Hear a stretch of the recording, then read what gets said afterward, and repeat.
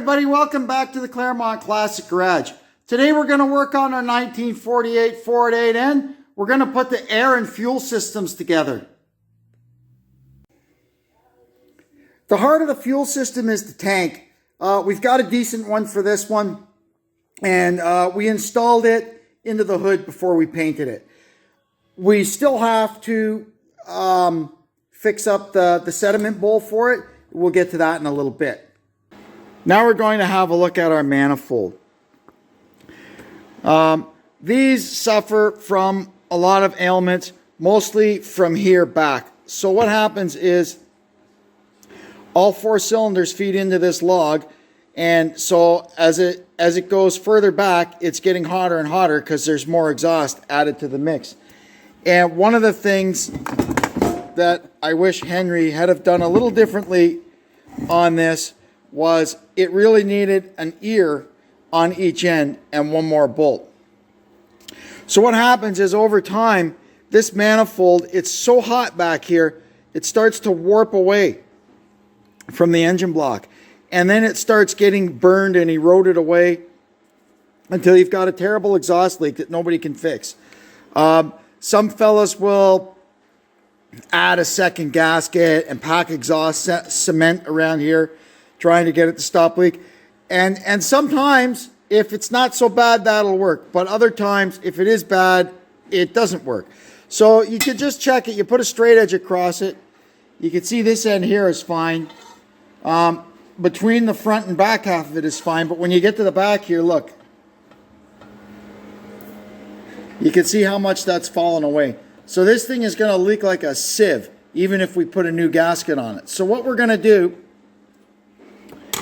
is we're going to weld a ring around this port and then put it on the milling machine and see if we can mill it back down smooth. Unfortunately, I don't have the capacity to completely reface it. Otherwise, I would do that. So we're just going to fix the one end.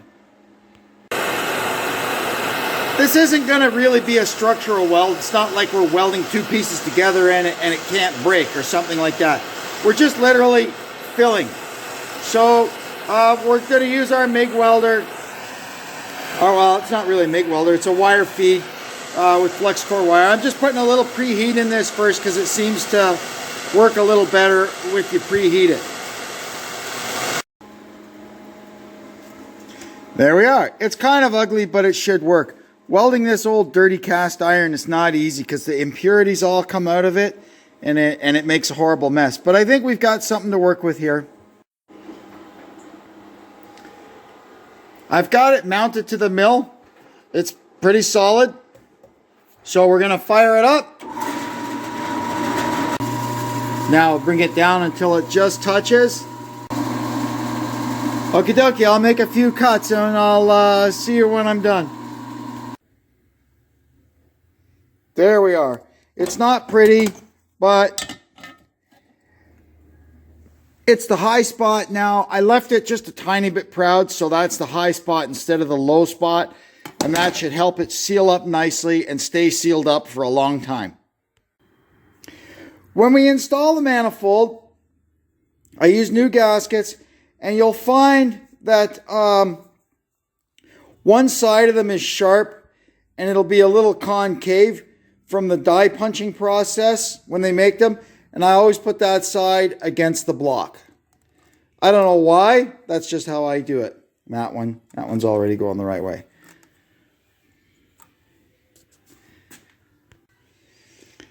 The original nuts that held them on are brass. They're 7/16 fine with a 5/8 hex. If you can't get these, all the places that sell 8N restoration parts sell these nuts. It's like they're $1 a piece or something. If you can't find these and you have to use steel nuts on here, make sure you put some kind of really good anti-seize and make sure you get steel nuts with a 5/8 hex. Most of the 7/16 fine stuff you're going to find will have 11/16 hex, and it's really, really tight to get in there with a socket, and you may get it in, but you might not ever get it back off. And when you tighten them, tighten these two first and then the outer ones.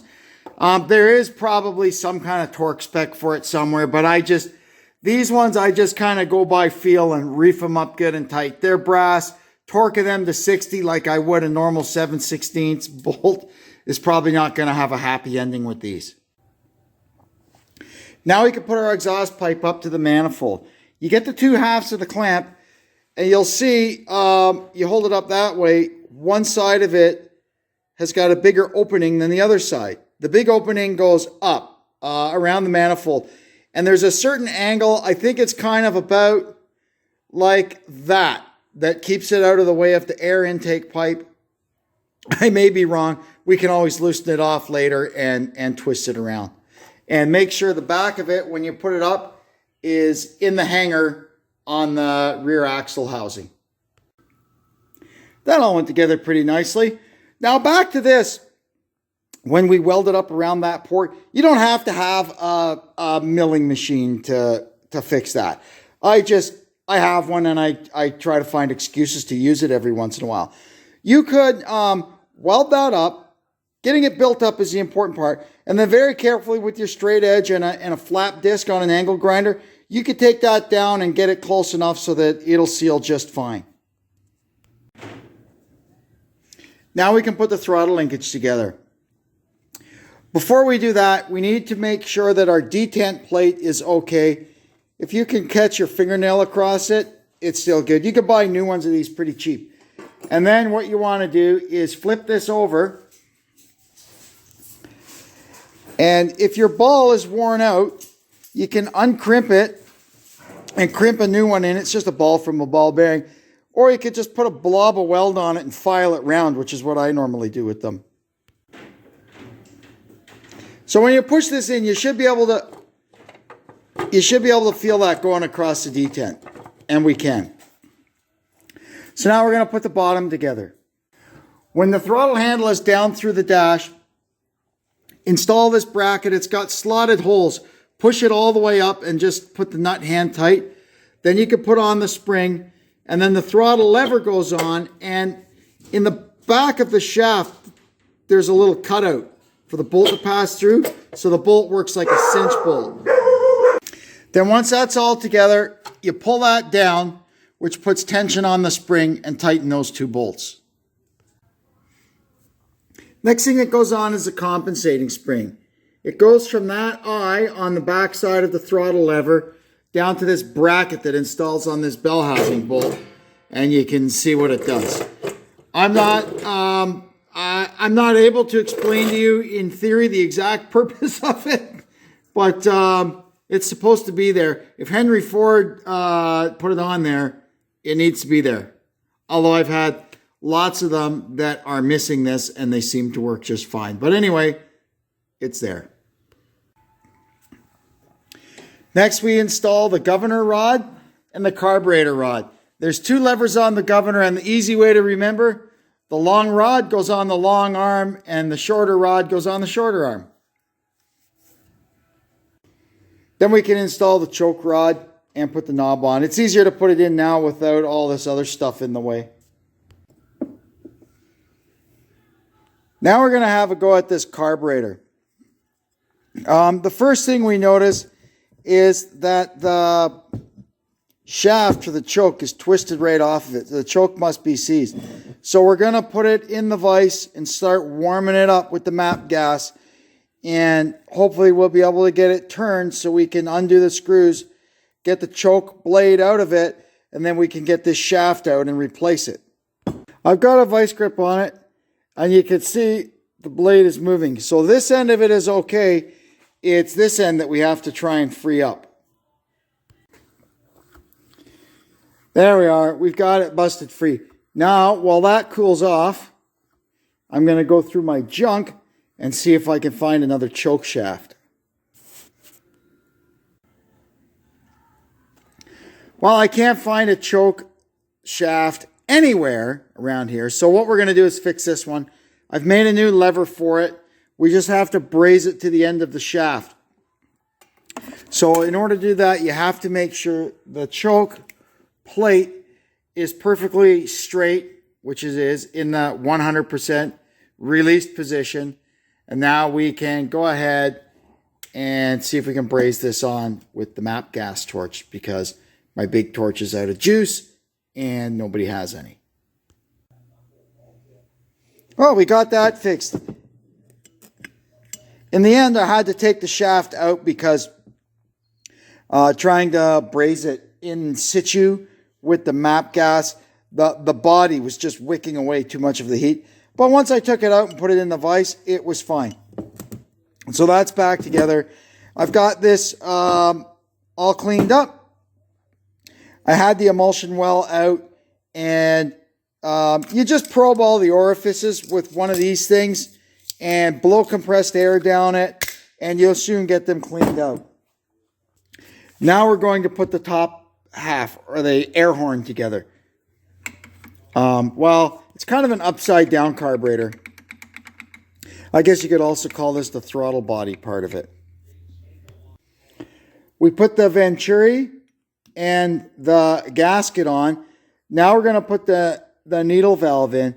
And you can see this one is just a steel tip. It's old school.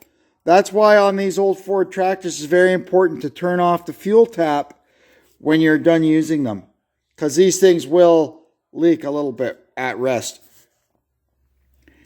Now we'll put on the float. Once the float's in, it's just held in with this pin here. We could check the height. The height on these is a 1/4 inch. So we just get a 1/4 inch drill bit. And you can see there, it just barely touches. So that's fine. Let's check the other side. Yep, that's A-okay. Our float height is perfect. Now while it's still upside down, we put her together. Then you just kind of hold it in your one hand, you turn it over and put the 4 screws in. It's all back in one piece now. Here you can see it's marked TSX 33. Most people associate that carburetor with 9 ends and 2 ends, but it is in fact the correct carburetor for a 1948 8 end. They switched to the TSX 241 later on. Now it looks good. A paint job makes everything look better. There's supposed to be a little clock spring that winds around this to return the choke to full open. And unfortunately it was broken and I don't have another one. So I just rigged up this out of a piece of coat hanger and put a little spring on there. It works just fine. It won't be in the way of anything. And when I get the right part, I can fix it. Now the carburetor is on. The choke and the throttle links are attached. Now we could start just putting on our last little bits. This is the power screw, and you'll see on the, it's got a tension spring and a little sealer washer. Get that in. Make sure it goes straight down in. You'll feel it's easy to get it in cockeyed. It should go in nice and easy, and you just, with your hand, turn it down until it gently bottoms out like that. And then you see there's a knob, a little knob on it for reference. And the base setting for this is 1 turnout. I'll usually give it 1 and a hair. Now we can put in our idle mixture screw. Same thing. It's got a little spring on it. And I'm not sure. I didn't see a little seal for it. If yours has one, you can put it back, I guess. And this one, same thing. With a screwdriver, we're going to gently turn it down till it gently bottoms out.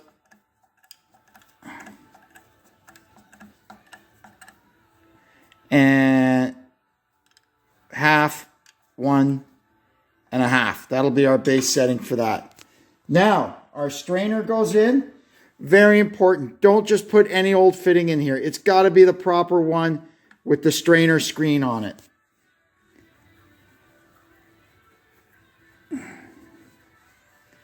I'll tighten that up after. And then the last thing we do, in the bottom of it, let me see here. Can we see up? Yeah, right there. There's a bung that normally has a pipe plug in it. I always put a 1/8 petcock in there. It just makes it a lot easier.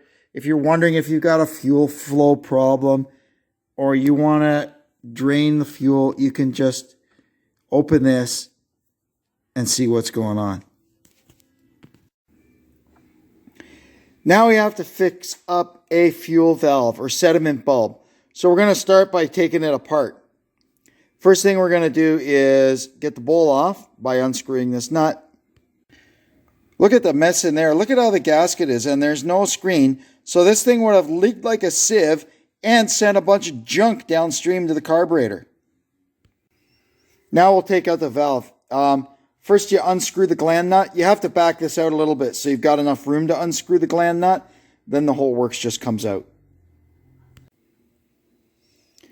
What's very important is this screen. It goes on there like that. And that is the first line of defense for your fuel system. We don't want crap getting down in here. This is actually kind of short. This here is your regular fuel pickup. The fuel goes down there. And there's another passage down in the bottom of the well. That's your reserve. So you can run it until it runs out of fuel. And then you can open it up and get the last gallon out of the tank. And it'll get you back to the ranch to get some more fuel. Now we can put it all back together. I installed a new screen and a new gasket. Now we can put on the bowl and the bale wire and the nut and tighten it up, and that's the bottom of it done. Last thing we need to do is install the screen. There's a screen that sits on that little shoulder there, and it's about that tall, and that keeps debris from getting down into your fuel valve. This standpipe up here, that is your regular fuel flow. So the bottom of the tank, when this is screwed in, is about there. So it'll allow you to run the tractor until the fuel level gets to there. Then it'll quit. Then you open this valve the rest of the way, and that uncovers the reserve port, which is down in there. And it lets you get that last gallon of fuel out of it so you can get back to your barn and get some gas. There's our screen. I salvaged it off one of these old derelict valves here. That without the screen, you're just gonna, if there's any junk in the tank, it's just gonna go right down in there and plug this valve, and it's gonna become a disaster. You don't want that. So we're gonna, it doesn't exactly fit tight on there, so we'll see what we can do about that. I'll probably just mix up a little bit of JB Weld and epoxy it on. Well, that's all set. And we'll just put this piece, this comes on new ones. We'll just put that over there to protect that screen while the epoxy sets up. Now we need an air cleaner for this thing. This is the one that came off it. And it sat for years, I guess, with no pipe on here, or maybe no funnel on there or something. And rodents got in here, and we're filling it up with nuts. When I pulled the cup off, it was filled up like there with nuts and nests and who knows what. And you could see it rotted it all out. So that cup is junk. The retainer for the packing is junk. The packing is all disintegrating and rotting away. So, well, there's not a whole lot we can do with that. I had this one over in the barn. The canister is really nice. And it had a nice cup with it. You could see one little braze repair there, but or two little braze repairs. We'll maybe fill this up with solvent and make sure that it's okay. And, well, I guess we could use this cup too if I wanted. If it's okay. You got to clean them up and then kind of hold them up to the light. And even that's no guarantee they're good. You got to sit them on the bench basically and fill them up with solvent. But what we can get from this old 9N air cleaner is the retainer and the packing, which is in fine shape. So we'll pull out the retainer, get the packing, clean it, put the packing into this one with the retainer, and we'll have a good air cleaner. So here's the stuff we got out of our old 9N air cleaner, and I cleaned it all up so we can go ahead and put it in this. First thing is the retainer. It goes right up to the top. Got to make sure that gets down in there. Get in there. I need something longer, obviously. Oh, this will do. Always use the right tool for the job you're doing.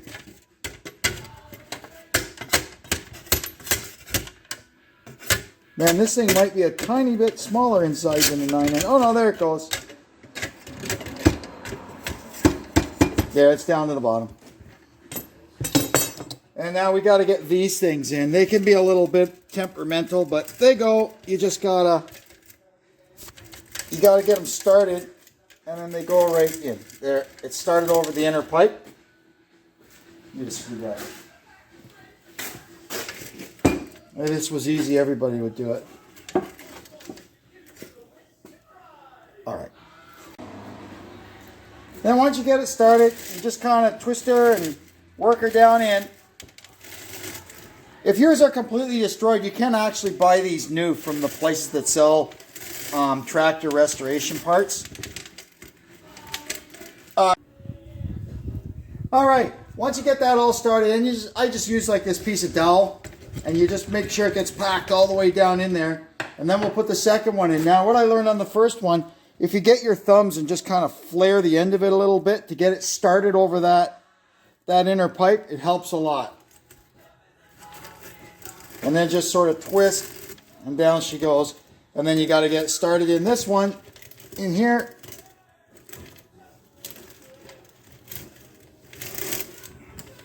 Which way is this wound? It's wound that way, so we're going to turn it this way to get it in. And you just keep working it down in until you've got it home. And then once it's in, this little retainer goes in, and you can see those teeth pop into those grooves there. And that'll do it.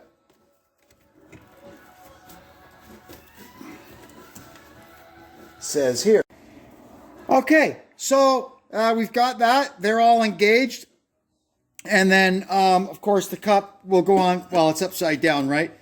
And the last thing we'll have to, after we give it a coat of paint, because this is not painted with the same red as the rest of the tractor and it'll look funny, there's a cork gasket that lays in around there to seal it.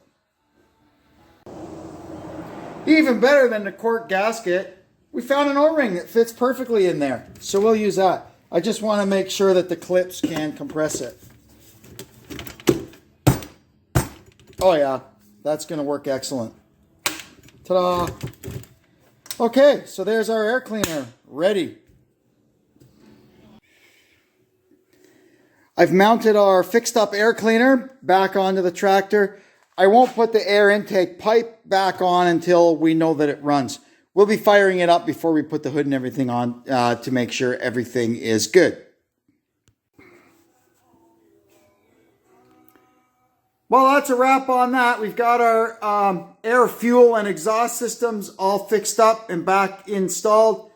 Now we can go ahead and install the cooling system, get all our fluids sorted out, and crank this baby up and see what happens.